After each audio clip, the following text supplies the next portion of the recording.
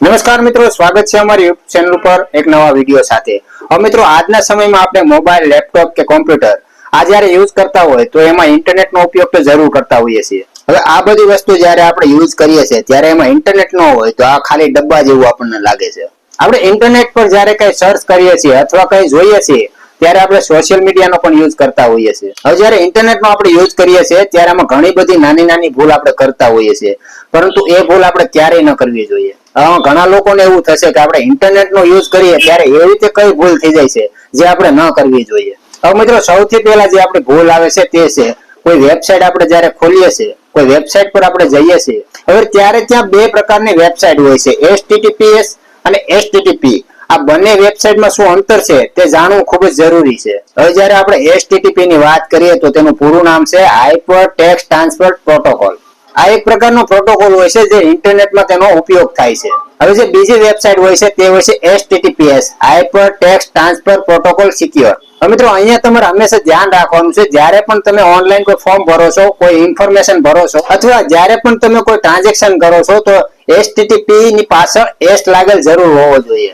હવે મિત્રો, તમે જ્યારે HTTPS વગર કોઈ ફોર્મ ભરો છો, કોઈ ટ્રાન્ઝેક્શન કરો છો અથવા કોઈ રજીસ્ટ્રેશન કરો છો અથવા તમારી કોઈ ડિટેલ ભરો છો, એવામાં કોઈ પણ હેકર્સ તમારી ડિટેલ આસાનીથી તેમાંથી કાઢી શકે છે અને તેનો મિસયુઝ પણ કરી શકે છે। તો એ વાત ખાસ યાદ રાખવી, જ્યારે પણ તમે ઓનલાઈન કોઈ ફોર્મ ભરો છો, વેબસાઇટ પર જાઓ છો ત્યારે HTTPS વાળી વેબસાઇટ પર તેનું કામ કરો। હવે મિત્રો, બીજી જે આપણે ભૂલ કરતા હોય છે તે હોય છે ફેસબુક પર। ફેસબુક પર અવનવી પોસ્ટ આપણે ઘણીવાર વાંચતા હોય છે, તેમાં લખેલું હોય છે કે આ વેબસાઇટ જ્યારે તમે ખોલો છો ત્યારે 5 વર્ષ પછીની ડિટેલ તમને ફૂલ ડિટેલ તમારી આપી દેતી હોય છે। તો આવું કઈ રીતે થઈ શકે છે? હવે કોઈ પણ પોસ્ટ હોય તો તેમાં નીચે વેબસાઇટ આપેલી હોય છે, એ વેબસાઇટ જ્યારે આપણે ખોલવાનું કહે છે, વેબસાઇટ આપણે ખોલીએ છીએ ત્યારે એમાં અલાઉ નું ઓપ્શન આપેલું હોય છે, મતલબ કે આપણા મીડિયા છે, આપણા કોન્ટેક્ટ, આપણા ફોટો, એ બધીની પરમિશન એ લોકો માંગતા હોય છે। એ પરમિશન જ્યારે આપણે આપીએ છીએ તેના પરથી એ લોકો આપણને માહિતી આપતા હોય છે, એટલે આપણને એવું લાગે છે કે આ વેબસાઇટ ને આપણી વિશે ઘણી બધી ખબર હોય છે, પરંતુ એવું હોતું નથી। અજાણી કોઈ પણ વેબસાઇટ પર ક્લિક કરવું નહીં, અને ક્લિક કરો તો તેને અલાઉ કરવું નહીં। મિત્રો, યાદ રાખવું, સોશિયલ મીડિયાની કોઈ પણ એપ્લિકેશન પર જ્યારે વેબસાઇટ આવે છે તેને તમે ખોલો છો, એમાં પરમિશન માંગે છે તો તમે તમારા ફૂલ ડેટાની તેમાં પરમિશન આપો છો, તો એ વાતનું ખાસ ધ્યાન રાખવું।